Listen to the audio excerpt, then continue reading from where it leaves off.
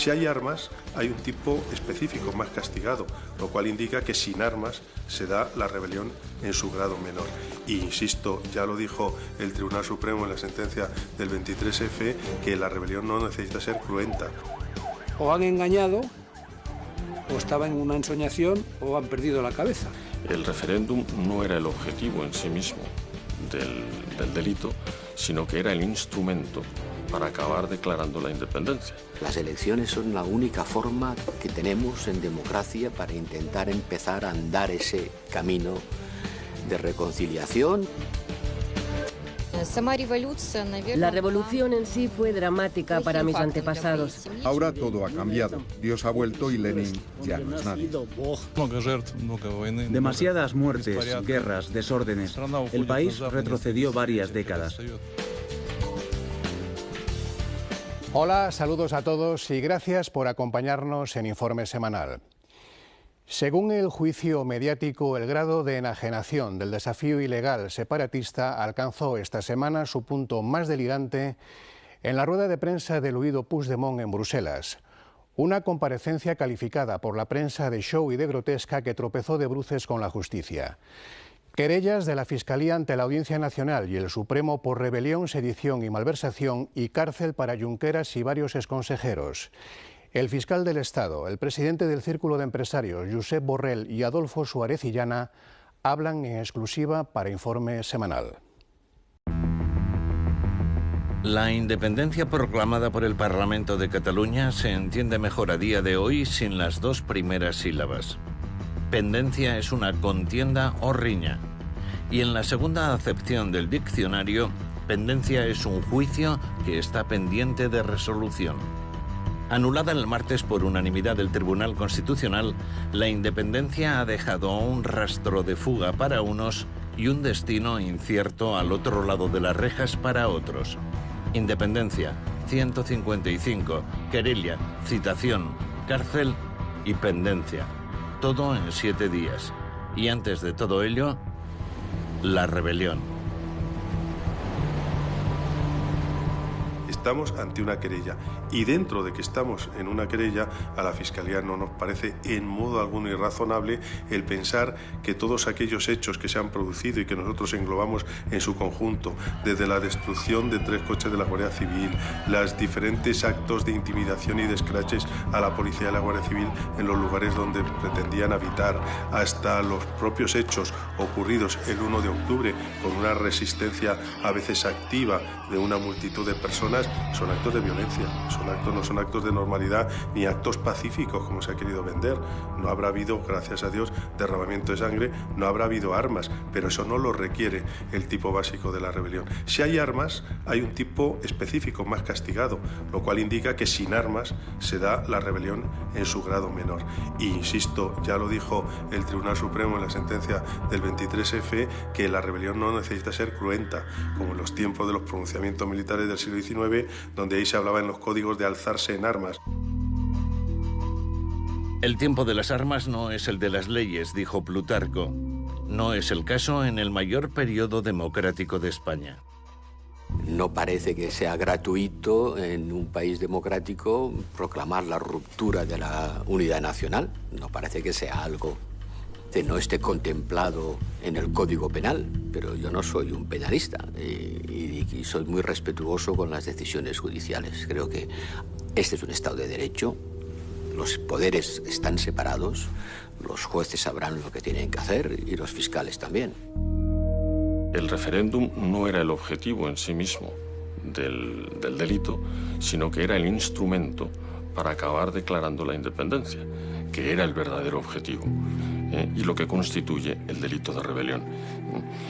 Hoy en día ya está ese delito de rebelión en manos de los jueces y no me cabe duda de que lo tratarán con el máximo rigor, con todas las garantías para quienes sean presuntamente implicados, pero también con la seguridad de que quien lo hizo paga. Siglo XXI, mundialización, interdependencia global. Los bienes y servicios prescinden cada vez más de las fronteras nacionales. O bien los líderes independentistas estaban totalmente fuera de la realidad en una gran ensoñación y no tenían ni idea de qué consecuencias podía tener este proceso, o bien, si tenían idea, pues han engañado a los catalanes, porque han dicho que iban a estar en una Arcadia feliz, que las empresas no se iban a ir. Han generado una enorme división en la sociedad catalana, en la sociedad que ellos mismos tenían que dirigir, que a mí eso es lo que más me perturba. ¿Cómo alguien puede dividir a la sociedad que a continuación tiene que gobernar? Me parece una cosa absolutamente demencial.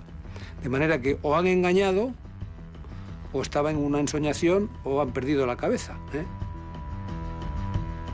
La historia es una sucesión de imperios construidos por los hombres. El más poderoso de todos, sin embargo, es el imperio de la ley.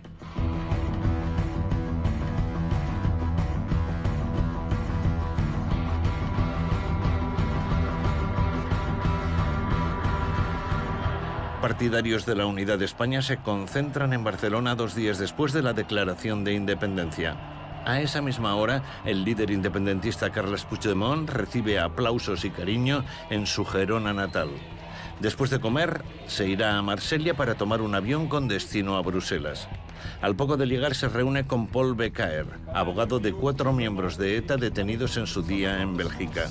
Puigdemont contrata los servicios de Becaer para que defienda sus intereses. No tardará en comparecer públicamente. És una querella que confirma fil per randa l'extrema agressivitat que planteja el govern espanyol contra el govern i la mesa del Parlament de Catalunya. Una querella que no se sustenta jurídicament. Puigdemont se refería a sendas querellas presentadas horas antes por el fiscal general del Estado contra él mismo y 13 exconsejeros de su gobierno y contra la expresidenta del Parlamento catalán y 5 miembros de la mesa de la Cámara.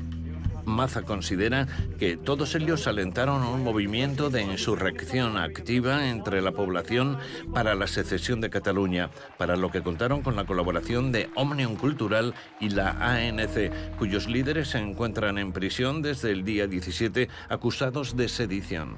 A nuestro juicio es tan íntima la colaboración y la identificación que hay miembros del gobierno que son miembros de estas asociaciones privadas, y hay un dato, yo creo que determinante y revelador, y es que, como se sabe, a reuniones del Consejo del Gobierno, las reuniones del gobierno catalán, asistían. Yo no sé si con voz, con voto, sin voz, no está ahí, pero asistían a las reuniones los propios responsables de estas 2 asociaciones. De hecho, en la última que hubo ya después del 1 de octubre, allí concurrieron representantes de estas asociaciones a una reunión de los consejeros, como si en el Consejo de Ministros español pues asistieran miembros y representantes de asociaciones privadas. A la rebelión, o en su defecto sedición, el fiscal añade el delito de malversación de fondos. El delito se ha cometido y los resultados del delito pues nos han alcanzado en el fondo a todos los ciudadanos españoles, catalanes o no, porque afecta al primer riesgo, porque ha producido un coste al Estado en el desplazamiento de fuerzas de los cuerpos y fuerzas de seguridad del Estado, que eso es dinero y eso es coste y eso es gasto que lo han provocado quienes han cometido los hechos delictivos. Por eso tiene trascendencia la querella, hace referencia también a que ha habido importantes costes económicos. Malversación de fondos en un momento económico de alerta de recesión para Cataluña y de pérdidas de 30.000 millones para el PIB de España de prolongarse el desafío independentista, según informó el jueves el Banco de España. Pero ¿cómo que no pasa nada? Oiga, Cataluña tiene 5.000 empresas de más de 50 trabajadores. Y de estas 5.000 empresas se han ido el 30%, una de cada 3. Se han ido formalmente, han colocado su sede social fuera. Pero si no hubiese habido el artículo 155 que marcaba claramente la voluntad del Estado de reponer la legalidad, no solamente se hubieran ido las sedes sociales, se hubiera ido la producción y se hubieran perdido miles de puestos de trabajo en Cataluña. Y a pesar del 155, lo que ha pasado le costará a Cataluña y de rebote a España una factura muy alta. Hemos visto que casi 2.000 empresas en un mes han salido de Cataluña, que supone cerca del 40% del PIB y cerca del 90% de la capitalización bursátil de las empresas catalanas que cotizaban en bolsa. Que se vayan los empresarios es todavía más grave que se vayan las sedes sociales, porque cuando se va el empresario en su nueva ubicación es donde invierte y donde contrata en su entorno social, ¿no? 2 causas por rebelión y sedición, malversación de fondos. Esta última, que tiene una connotación especialmente grosera, que seguramente se acabarán unificando y que acabará con total seguridad con la prisión de aquellos que fueron culpables de esos delitos y también, por supuesto, con la libertad de aquellos que no lo cometieron, porque si algo, como digo, ha demostrado la justicia española, además de ser lenta, es que es segura, que es confiable y que quien la hace la paga y que quien resulta absuelto queda en libertad. La expresidenta del Parlamento de Cataluña, Carme Forcadell, está bajo vigilancia policial ante el riesgo de fuga. Así lo decidió el juez del Supremo, ante el que Forcadell y los 5 miembros de la mesa de la Cámara tendrán que comparecer de nuevo el día 9. El vicepresidente Junqueras se anticipó a sus compañeros de gabinete y fue el primero en llegar a la Audiencia Nacional. Artur Mas se encontraba en las inmediaciones. Como ustedes pueden comprobar, el conflicto entre Cataluña, entre una parte de Cataluña muy significativa y el Estado español, no se resuelve. Al revés, como más gasolina y leña se echa al fuego, el fuego se hace mayor. Junqueras y 7 consejeros del gobierno de Cataluña salieron de la Audiencia Nacional en varios furgones con destino a las cárceles de Extremera y Alcalá. La juez entiende que todos ellos forman parte de un grupo perfectamente organizado y minuciosamente diseñado que, con el apoyo de asociaciones soberanistas, diseñó desde hace 2 años un plan secesionista ilegal. Santi Vila, ex consejero de empresa, eludió la cárcel tras pagar 50.000 euros de fianza porque en su caso no hay riesgo de reiteración delictiva. Para el resto, prisión incondicional. En este caso no era tanto el riesgo de fuga, que también puede haber un riesgo de fuga porque las penas son muy elevadas, pero pensamos que era más importante todavía y más determinante y más delicado el riesgo, que también se contempla como una de las razones para acordar una privación de libertad, de la reiteración delictiva. De que si hoy la juez acuerda la libertad, pues volverían a Cataluña y seguirían en la comisión del delito, o al menos eso es de presumir. Ayer mismo el señor Junqueras se atribuyó y siguió firmando un artículo en un diario extranjero como vicepresidente de la República Independiente de Cataluña. Claro, si se le pone en libertad y hoy vuelve a realizar un acto de ese tipo, pues entonces se vería burlado lo que es la finalidad de las medidas cautelares, que una de ellas es impedir que el delito se siga cometiendo. Y con base en esto, pues yo creo que la decisión de la juez es muy razonable. Carles Puigdemont valoraba desde Bruselas el encarcelamiento de sus antiguos compañeros de gabinete. Com a president del govern legítim de Catalunya, sorgit de les urnes del 27 de setembre, exigeixo l'alliberament dels consellers i conselleres i del vicepresident. Que la comunidad internacional iba a reconocer la independencia de Cataluña, que también ha sido una de las promesas fantasmagóricas del independentismo, también hemos hecho la prueba del algodón. Nadie la ha reconocido. Nadie. Nadie. Y la Unión Europea ha advertido una vez más que la independencia de Cataluña la coloca fuera de la Unión Europea. Bueno, pues ahora que ya han testado la realidad, ahora que ya no tienen que creerme a mí, sino que tienen simplemente que constatar los hechos, pues a lo mejor los que les habían hecho creer que una independencia unilateral era posible, entienden que no lo es y cambian su voto. Cuesta mucho ganarse la reputación y la confianza de la comunidad nacional o internacional, o de los propios amigos, o de los propios clientes o suministradores. Cuesta mucho ganarla y cuesta poco perderla. De manera que yo creo que todos estos acontecimientos han contribuido a que esa gran reputación que había conseguido en España con el éxito enorme político, económico y social de estos últimos 40 años, pues se ha puesto en duda. Tiene que haber un proyecto a largo plazo, a 30 años, que no puede ser llevado a cabo por un solo partido, ni por una sola persona, sino que tiene que ser compartido por la mayoría de los españoles. Y luego tiene que haber un gran espacio político para el debate, la confrontación, pero siempre de ideas y proyectos, nunca de personas. El próximo proyecto político de Cataluña se dirimirá el 21 de diciembre. Pocos serán los escogidos en las elecciones, pero incluso los llamados tendrán antes que responder ante la justicia, incluido Carles Puigdemont, que este viernes se postulaba como candidato horas antes de que la juez dictara la orden de detención en su contra. La Fiscalía entiende que hay motivos. Creemos que hay fundamento bastante sobrado para ello, pero tienen que pronunciarse primero los tribunales españoles y luego los tribunales belgas, porque este ya no es un tema dentro de la Unión Europea, ya no son las extradiciones que se entendían los países para extraditar o no, que se siguen entendiendo cuando fuera la Unión Europea. Ahora la gran ventaja que se tiene es que directamente un juez europeo se dirige a otro juez nacional de otro país y entre ellos resuelven la cuestión. Más fácil, más fiable, incluso más rápido en nuestra lenta justicia. Más allá del 21D, también es el momento de la política. La política es voluntad de comprensión, de diálogo, de pacto, de acuerdo. Esto es la política que ha hecho falta.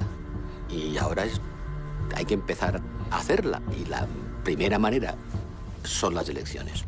Elecciones que tienen un periodo electoral, donde todo el mundo tendrá que explicar qué es lo que propone para resolver esta situación, porque esto luego a garrotazos no lo arreglamos.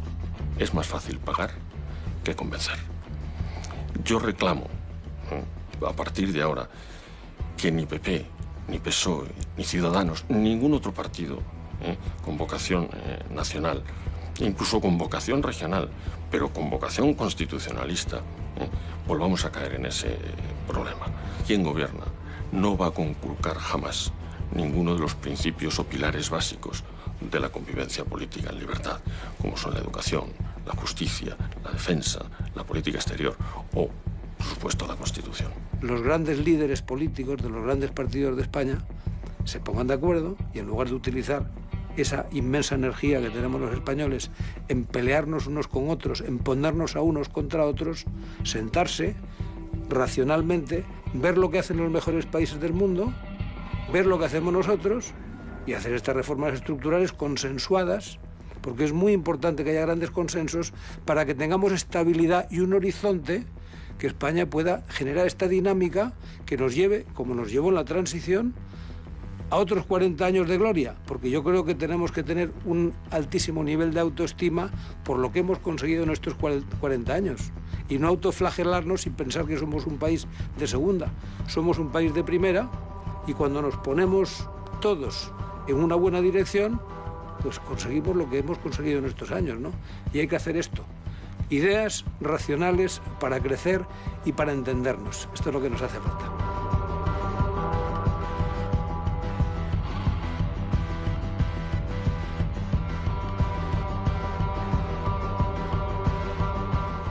En el guión de la historia, las democracias siempre terminan certificando la defunción judicial, política y moral de las revoluciones que traicionan a los pueblos. Se cumplen 100 años de la Revolución Rusa que acabó con el imperio de los zares y derivó en una guerra civil y la posterior dictadura soviética tras un baño de sangre con millones de víctimas. Desde Lenin a Stalin, el gobierno del proletariado que propugnaba la élite comunista se convirtió en un régimen totalitario. 100 octubres después, Informe Semanal ha viajado a la Rusia de Putin, donde aprenden del pasado.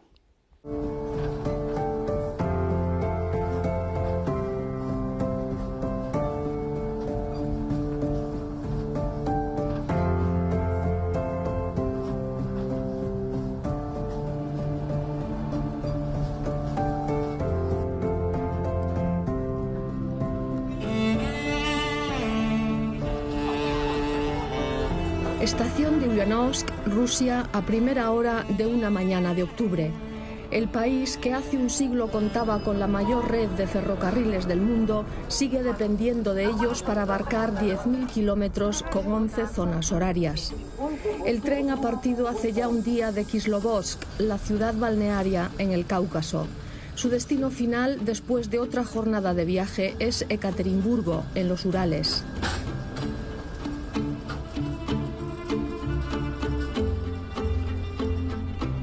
Hace Hace 100 años, un hijo de Ulianovsk, la ciudad fortaleza que entonces se llamaba Simbirsk, se convertía en líder de la revolución bolchevique, acababa con el imperio de los zares y creaba la Unión Soviética.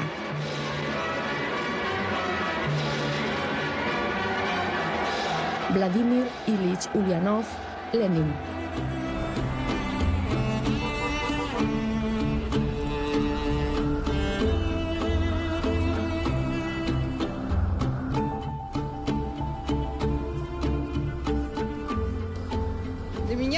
Para mí, ante todo, es un paisano.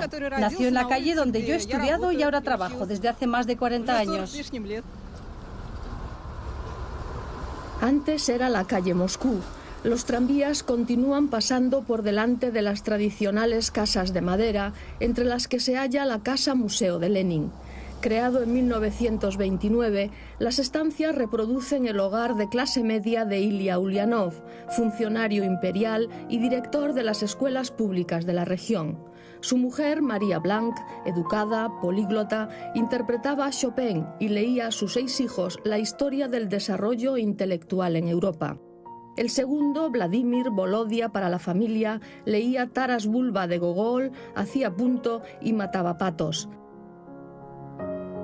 La estrella era el primogénito, Alexander Oshasha, brillante estudiante de biología, suspendido en una ocasión por Fyodor Kerensky a causa de su falta de entusiasmo por la religión y el zar. ¿Cómo luchar contra el régimen policial de los zares? La juventud entonces creía que solo con métodos terroristas, aunque ya hayan sido descalificados por la historia. Intentaban matar al zar Alejandro III. Fueron apresados y de los 12 del comando, 5 condenados a muerte, entre ellos Alexander Ulyanov, pero se negaron a solicitar clemencia al zar. De la fortaleza sobre el Volga, el río más largo del mundo, a la celda en la fortaleza de San Pedro y San Pablo de San Petersburgo. La conciencia del siguiente hermano, el futuro Lenin, se despertó con el ajusticiamiento del primogénito que idolatraba. El crucero Aurora sigue varado en las aguas del Neva. El 25 de octubre, según el calendario juliano, 4 de noviembre en el nuestro gregoriano, su cañón de proa contra el Palacio de Invierno de los Zares servía de señal para el inicio de la toma de poder de los bolcheviques de Lenin, deponiendo al jefe de gobierno de su misma ciudad, Alexander Kerensky, hijo del profesor del instituto de su ciudad natal.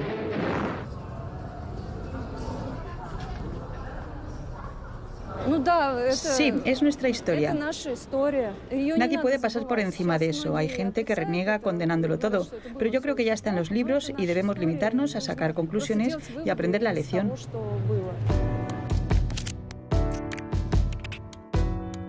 Petroburgo, Leningrado, otra vez San Petersburgo, 3 siglos después de haber sido levantada por Pedro el Grande, sigue combinando su extraordinaria belleza con la más candente actualidad, como en las últimas manifestaciones contra el encarcelamiento de Alexei Navalny, opositor de Putin.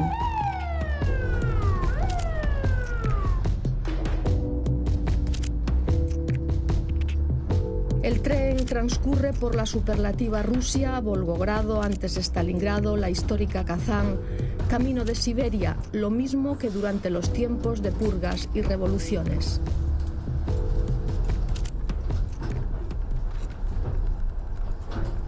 Yo creo que sin Lenin Rusia se habría desarrollado por una vía más civilizada. Ni hubiésemos pasado por las desgracias ni las dificultades del periodo soviético. Lo que pasó, pasó, pero yo tengo una opinión negativa de Lenin.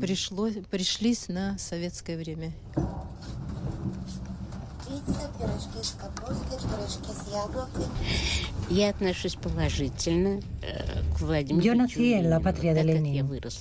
Lo estudié y nos educaron en sus enseñanzas. Vivimos según lo que él había dicho. Yo lo veo bien.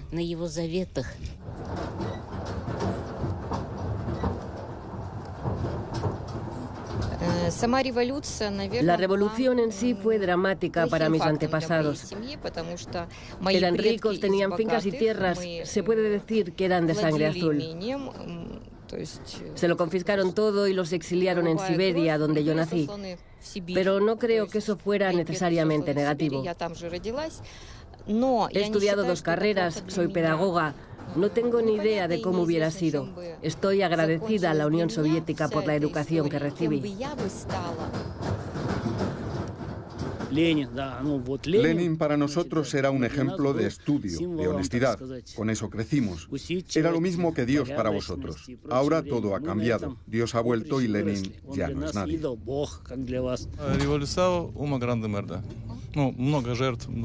Demasiadas muertes, guerras, desórdenes. El país retrocedió varias décadas. Todo retrocedió. No hubo nada de bueno en todo eso. Yo creo que hay que resolver los problemas, si los hay, de forma pacífica.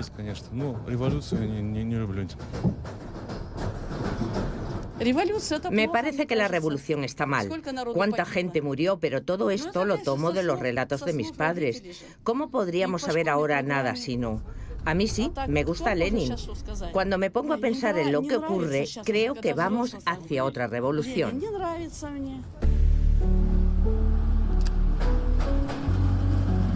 El tren llega por fin a Ekaterimburgo poco antes del alba, el lugar donde se escribió el último capítulo de la revolución bolchevique hace 100 años, sigue exhibiendo la estatua de su protagonista, Lenin.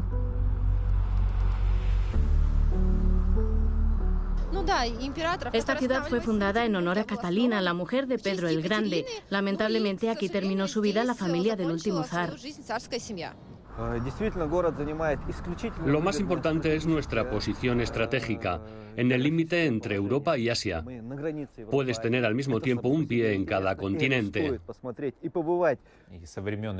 Desde tiempos de Pedro el Grande, las fábricas de Dmitri reunían a muchas compañías de extracción, además de una importante industria metalúrgica en las que el Estado invertía a fondo. Aquí en los Urales sigue estando la industria militar más puntera. Por eso fue una ciudad cerrada para los extranjeros y una ciudad de mucho secretismo. Después, de los años 90, toda esta industria se ha reconvertido, o gran parte de ella, en industria de metales y metalúrgica, que se sigue manteniendo, y la ciudad se ha abierto a los extranjeros.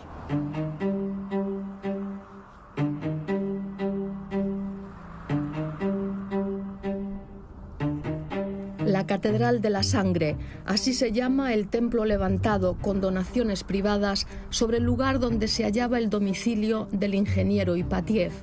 Denominada por los bolcheviques la Casa del Fin Especial, aquí vivieron sus últimos días el zar Nicolás II, la zarina Alexandra, sus 4 hijas, Olga, Tatiana, María y Anastasia, el zarevich Alexei y 5 sirvientes, 4 de los cuales serían asesinados con ellos desde abril a julio de 1918.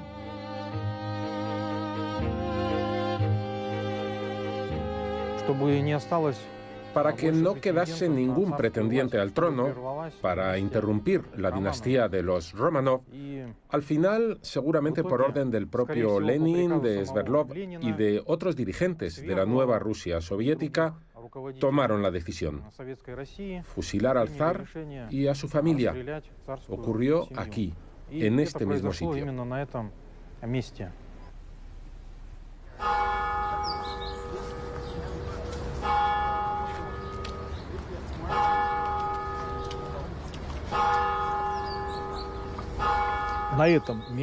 Aquí los quemaron. Intentaron destruir los restos y toda esta tierra está regada con la sangre de los zares. Y por sus restos que emanan una poderosa santidad. La noche del 16 al 17 de julio de 1918, los cuerpos del zar y de su familia fueron transportados hasta esta vieja mina de hierro abandonada a las afueras de Ekaterimburgo. Finalizaba la Primera Guerra Mundial y en Rusia comenzaba una nueva realidad política cuya vida transcurriría en paralelo con las investigaciones y los hallazgos sobre la muerte del último zar. granadas de mano, queroseno y ácido sulfúrico, el ensañamiento con los cadáveres para impedir que fueran encontrados e identificados raya en lo delirante, como el proceso de reconocimiento que todavía no ha terminado. Por un decreto del presidente Putin se ha creado la comisión que debe dar carpetazo al asunto. Sea cual sea la conclusión, deberemos aceptarla y convivir con ella. La página más negra de la Revolución Rusa, 100 octubres después.